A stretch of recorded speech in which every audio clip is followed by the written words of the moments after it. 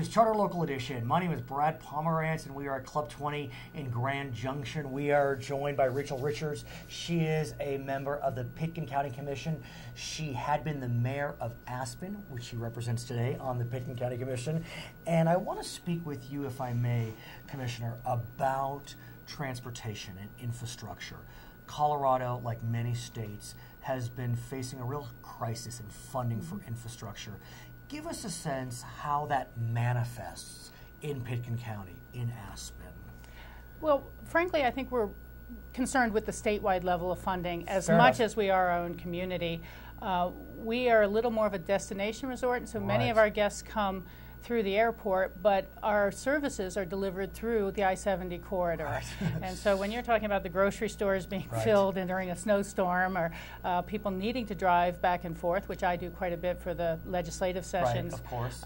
It's important that all our roads and our road systems, from the city roads to county roads to the state highways, work as a unified system. So let's talk about that unified system, because as you know, back when you were first, I guess, elected to the Aspen City Council, that was the last time the gas tax was increased, in 1992.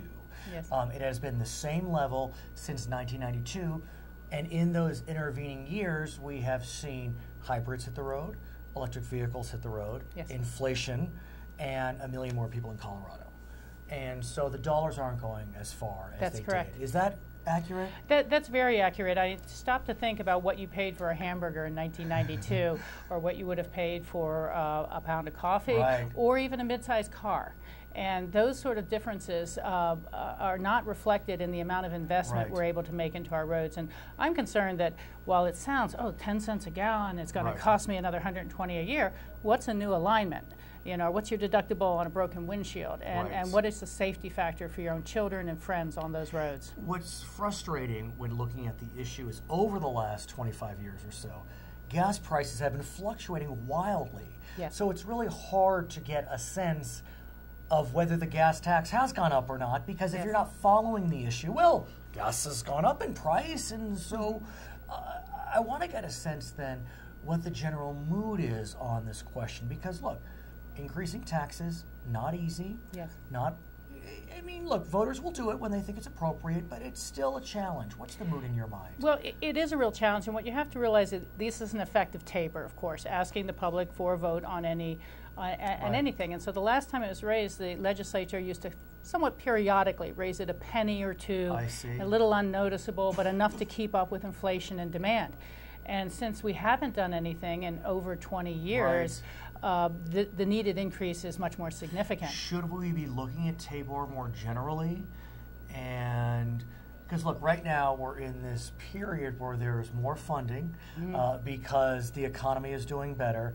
But yet under Tabor, when the economy does better, if the economy does much better than inflation, the money gets returned, which is nice. That's the challenge. And who doesn't love that? But in the end, what about putting some of that money into transportation? Well, we're all riding on road systems that our forebears built, and we're using the water systems they built. We're using that infrastructure. I believe it's incumbent on us to invest equally for today's generation and for future generations. And the economy, investment should not lag the economy. As the economy is going forward, Tabor keeps you in a laggard mode. And it's really made very difficult choices for our state legislature in terms of schools or transportation. And so not to take too long, but I think it's very important to realize that we address multiple problems in our state budget. Otherwise, it's like, well, no, I'm going to vote no for that because you haven't fixed my schools yet.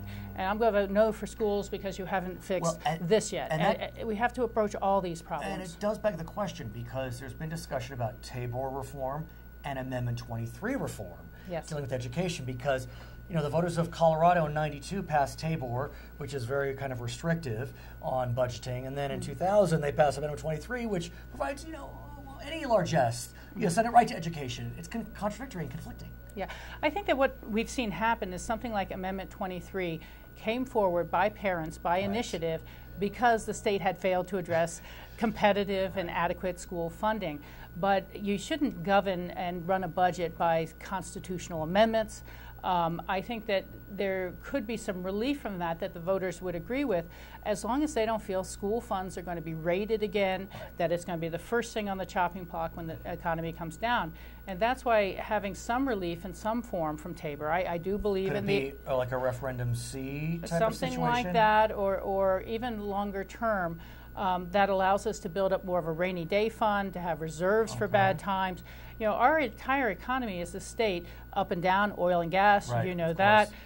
Tourism, subject to the snows, and other threats as well. 9/11 was a big hit to our tourism economy in Colorado. I want to ask, though, about the gas tax a little more deeply. For better or for worse, many say for better, folks are driving more fuel-efficient vehicles. Some folks are driving vehicles with no fuel, electric vehicles. Those electric vehicles are using our roads. Yes. It doesn't matter how much you increase the gas tax, they're not paying a gas tax. So do we need to look at, you know, should there be a surcharge on electric vehicles, for example? Well, actually, the legislature did pass a smallish increase in the registration fees for non-fuel, non-gasoline fuel cars, and I think that that's a starting point. And I think you go forward with that over time in concert. They do tend to be much lighter vehicles and have a lot less damage on the road. Well stated. But in the bigger picture, I agree with you. The one thing I see when I go to Denver is a lot of car lots with a lot of cars that still use gasoline. And you know, perhaps an increase in the gasoline tax could have a sunset on it of some sort, so that as we make more of that transition over, it isn't our only dependent source. But in a lot of ways, it is the ultimate user fee. You're using the roads, you've chosen to buy a car that gets 18 miles per gallon, or you've chosen a car that gets 34. That's your personal choice, but you know, it's your contribution to the roads. What about looking at a mechanism whereby we look at how much one uses the roads? Sometimes vehicle miles traveled. It's adopted in, I think, England. There's some pilot programs in Colorado and Oregon. I personally believe that the personal privacy and independence issues will be too tough to overcome for that sort of thing. There's a sense that you're being tracked in that.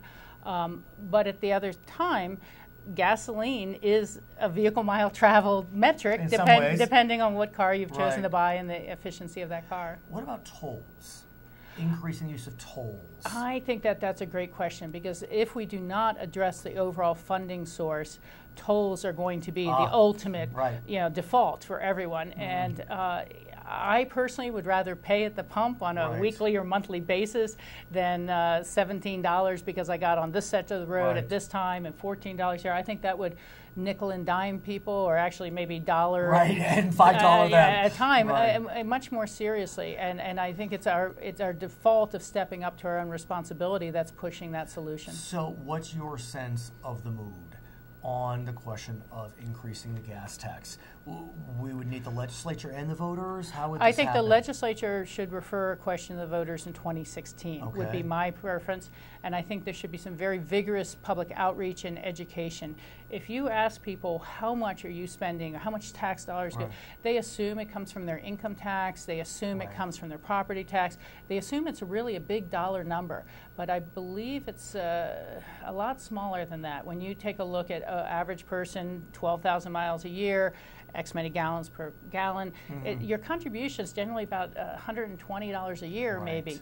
And that's less than you spend on a set of good tires to be on that road. So this is about safety. In our areas, there's almost no shoulders, you know that, on many of the rural roads.